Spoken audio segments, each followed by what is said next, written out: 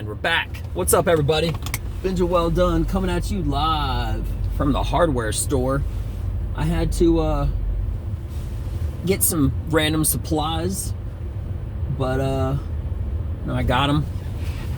I actually just got back from doing comedy. I was at a bus station. I did about 8 minutes. It was a good set, but you know what? One of the things that I always love about comedy is until you kind of theorize in your material and I try to dial it in as close as possible before even saying it. But it's always amazing to me what I consider probably won't be that funny and how hard it hits and how successful and how hilarious it is. And I'm there like, okay.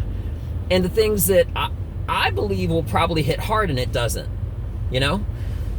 That's one of the most fascinating things about comedy in general is that until you actually apply it and you as I'm philosophically and realistically saying in all aspects, hit the streets and do some open mics, go out to a bar, improv, whatever the case may be, you don't ever really, you have a good idea, but it always, in a very positive, good way, surprises me in a very positive, good way, as far as like what is effective and what's not, or what's more effective than expected and less effective than expected as well. So it's just so weird. I said this one thing about I got trapped in an elevator one time when I was in DC. And the whole story, I'm telling myself on a 1 to 10, it's going to be like a 6. It was like a 12. This whole circumstance that happened while I was in this elevator. It was really, really good. But you'll hear it. Once it comes out, you'll hear it. And then I said something else that I expected it to be like a 10, and it was like a 6. So I was like, okay. Yeah, it's really amazing. It really is amazing to me, and that's part of one of my fascinations about comedy, and one of the reasons I love it so much. By the way, as you can tell, I'm wearing a hat, which I normally do not do, but I'm trying a new mode. It's called like live focus, so it's like focusing on me and making the black background blurry. It's kind of cool, right? You feeling it? Glad you spoke up. Joking, I know I'm by myself in the car. Yeah, so anyway, the whole purpose of me leaving my house was so that I could work on new material. I went to the bus station. I did like a solid 8. I did about 8 minutes. I was going to say a little bit more, but it was just talking about the next 2 minutes after that, the next 2 minutes of a 10-minute set. I feel like there's some sticking points, which brings me to my next point. I'm not trying to say point multiple times. In the exact way, it always surprises me, in again, a positive way, how certain material works much better than planned, and how other material does not. It also always surprises me how dumb people are. Yeah, there's no other way to say that. I'm serious. And not just that, on the flip side of that, how smart people are. So here's what I'm getting at. I made a reference to something that is very public knowledge, that is normal, commonly known. There's no secret behind it or anything. And I've said this to multiple different people at bus stations, like at the mall, a gas station. Nobody has a clue about this one thing that I'm referring to. But to myself, I'm telling myself it is public knowledge. It's one of those things where it's like people should know, but apparently they don't. And then if I make like a general rule of comedy is don't make obscure, not just local, but cultural references that are too obscure. And I made a very obscure reference once, and it worked. And I was like, oh, it won't work again, but I'll say it again. And apparently it's not obscure as believed. It's apparently very well known. So it's just sort of shocking. Let me give you something, a perfect example, just to give you an idea. Everyone should know who the president of the United States is now, because he's loved, because he's hated. Fill in the blank. I'm not getting into it. You should know. You should also maybe know the first black president. I mean, maybe, kind of, or light skin. I don't care what you want to call him. All right, I don't even have to say who it is. Like him or hate him, you should maybe know who that guy is. Some people think that the president is actually, anyway, I'm not going to get into it. But basically, that's just an example. And those simple facts that everyone should know, especially in America, whether you like them or not, because these are such polarized figures, do not know that. Which seems like it's impossible, right? But again, that's not the example that I gave. I'm giving an example of the example. I'm done talking about it. You get what I'm saying. What the hell? What's going on here? It looks like there's a bus stop. A bus that stopped in front of a car. Maybe a car hit a bus. I bet you that's what happened. I bet you a car hit a bus as the bus is trying to cross the street. Either it's a bad bus driver or a bad driver in a car. But anyway, all I was getting at, it had nothing to do about the presidents, but it was something that obvious, where it's like, how much do I have to dumb this down before people know? And other things, it's like how specific. Other things is like, how broad can I talk about this one topic so people will start to understand it? You always want to have that happy middle. You know what I'm saying? You don't want to be too specific, ideally, if someone might not know, but you also don't want to be too broad. But anyway, that always surprises me. What people know and what people don't really know. What people think is funny, what people don't really think is funny. So, that's that. Now I'm working on crossing the damn street, because this is so exciting, hearing me talk about crossing the street. What the heck is going on? Can I just get in here? Come on, let me get in. Can I wave? Can I wave? Can I wave? Can I wave? She's not even fucking looking. Yo, lady, come on. You don't need to take a look. All right? Just keep driving. Sorry about that. My inner strength is leaping out.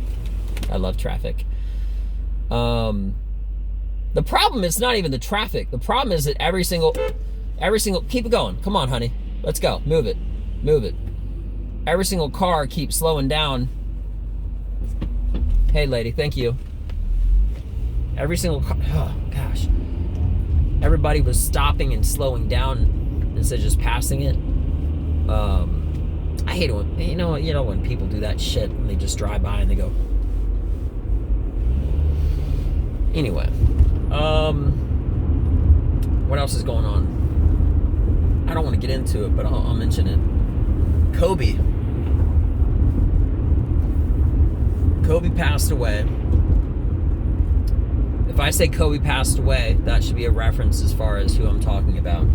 Shouldn't have to be too specific. Apparently a comedian made a joke about it. Other comedians are making fun of the comedian, and it's this whole like war of words thing now.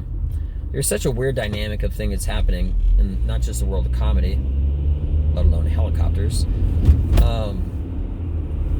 But that's an awful circumstance all on its own, just to have everything that happened. But the number one thing that I knew that would happen for this is people are going to privatize off of it. When Kobe passed away, I told my buddy within 24 hours they're going to start to have like a television special just about him or for him to try to get ratings. Every single TV it's disgusting. It's so gross that people try to capitalize on that kind of stuff. You know? To me, it's gross. But I expect it. It is news, and if it's the news business, then it's expected to try to talk about it. But trying to capitalize off it, that's just gross. But anyway, getting to what I was getting at, there's this comedian, Ari Shaffir, very talented. And he has been called out by a lot of comedians. And it's crazy because who is right in a circumstance like that? Are the people that are fellow comedians right for calling out and saying what another comedian's free speech is relegated to say what he can and cannot say? No, that's not right. But it's also not right for him to be talking mad shit about a horrible, horrible thing that happened like that. There's a stupid phrase that comedians say sometimes, it's just like, too soon. Yeah, you know, it's kind of hacky. But if it's funny and not tasteless, that's when you should know, even as a comedian. Otherwise, if it's not funny, you're just coming across as an asshole. Here's the problem, though. Most comedians don't want to come across as an asshole. So you can't be mad at them for working on material. Unless they're not going to use the material and they're just being an asshole. There's a small line that's walked between trying to be funny, trying to be insulting, and working on material. If you say, nope, it's completely done, that's the joke, and all it does is offend people, like, you're not doing the job right, okay? You shouldn't be mad at a comedian for saying a joke as it's not fully finished, as he's still working on it in its early stage and stuff, because that's not the goal. The goal is to make you laugh and bring joy to it. I'll give you a perfect example. There's a 9/11 joke. 9/11 was a horrible tragedy. This guy made a 9/11 joke. This one guy, that Zach Galifianakis guy or whatever, he's made a 9/11 joke and it was hilarious, but it wasn't necessarily about 9/11. It had to do with the date. So he managed to take a which is brilliant, because he managed to take a horrible moment and bring some joy out of it. And here was the joke. He said, somebody asked me where I was during 9/11. I said right back to him, what year? Come on, if that's not a great joke, what year? Like, it's so stupid, like, anyway, so I'm at my house. I gotta go do some stuff, but it's always good getting this out.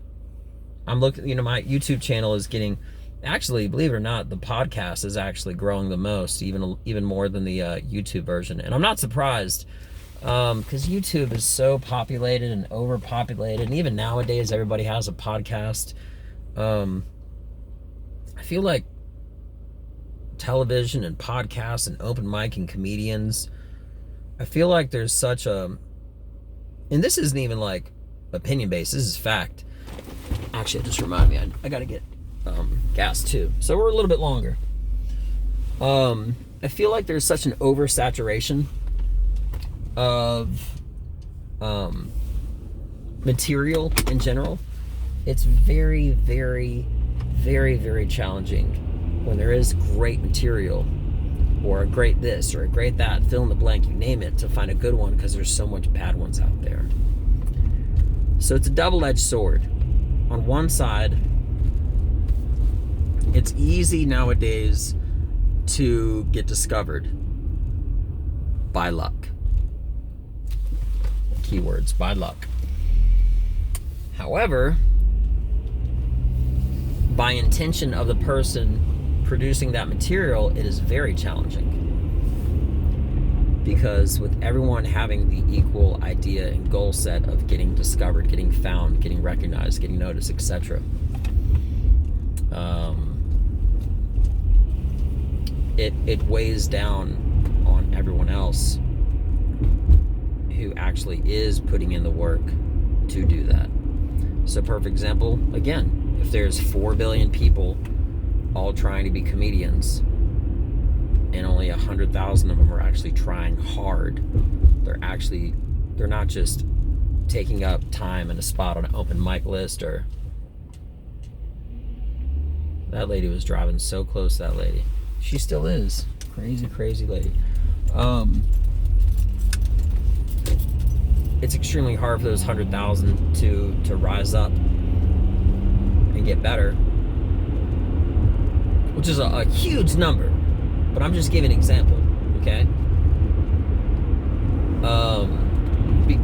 Because of all the people that still get a slot to try, or because they don't have a work ethic, but they still want to. It's like the famous saying goes: everybody wants to be a champion, nobody wants to train. That's one of the reasons I love combat sports and math. Yeah, combat sports and math. Combat sports because it's very definitive. One guy wins, one guy doesn't win. Provided by it's not left up to the judges in the decision. Okay? You choke a guy out, punch him and he doesn't get back up, it's very definitive, you know who won. But math is the ultimate and definitive results of any scenario, because if you took a test, there's 1,000 questions and it's all math related, you can always find the answer, and it's not subjective. The answer is right. You can get 100% on a math exam. Getting it on something that's it's more opinion based, you're only going to get like a 98. It's such a weird thing because, like, I'm way off topic, but anyway, it's such a weird thing if you were to do like a term paper for like a college or something, right? Because there's no criteria for 100%. There's not. There's no criteria for 100% for a term paper. They can give you a 99% every single time. No problems, no grammar errors. Maybe they just don't like your stance on it, or maybe they're just being a dick. Regardless, whatever the circumstance is,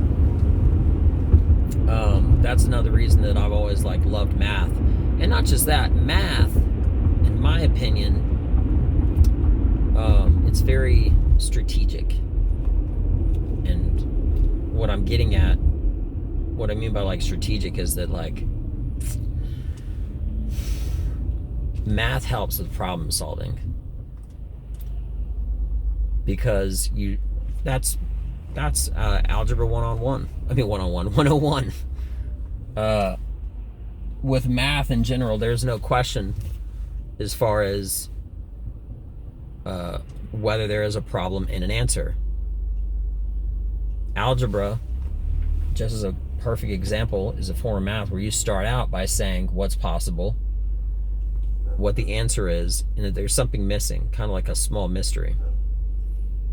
So when you start to develop math skills, totally this is way off, but I'm going there anyway. The better you are at math, the better you should be at problem solving skills. I don't mean I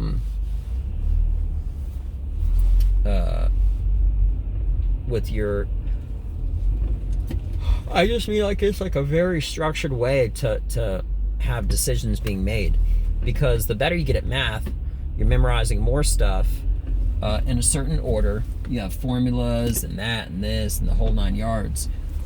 Football reference. Got Super Bowl in a few days. But it's like memorizing one thing on top of another. Even if you didn't have it memorized, you have to have everything lined up and everything correct in order to get the right answer. But that kind of structure and that kind of way of thinking really truly does help you when you have parallel circumstances and you have a lot of different options and you have to choose, okay, which is most important? How are you going to execute this? Yada, yada, yada, yada, yada. So anyway, that's how I feel about that. I got to get some gas. I'm going to pay attention to the damn gas container. But I hope everybody has a beautiful one. And I have so much stuff that I'm working on. I'm really looking forward to tell you the next good thing that happens. I'm really learning and discovering and figuring it out. And I've already learned it, but it's a strong realization that everything that I should be attempting should be weighted with the value of, and it is, with the value of how big of an impact it's going to have for me to take that opportunity.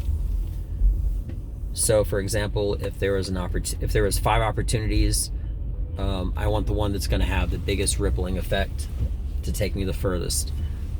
So instead of committing hypothetically on a show that is